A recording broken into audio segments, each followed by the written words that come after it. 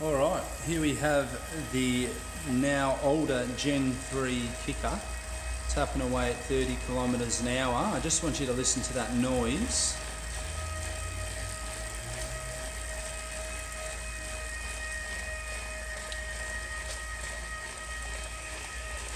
Pretty quiet as far as smart trainers go, but we've got something new to show you.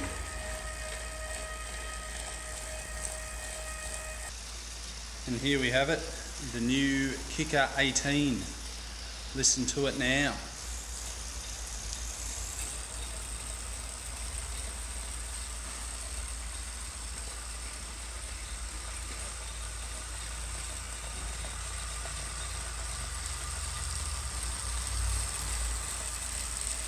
A lot quieter, as you can tell. We'll even get Greg to do a little effort up the pace.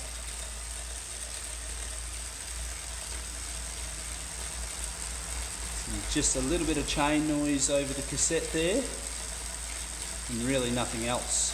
So a big tick to the new Kickr18 on the noise front.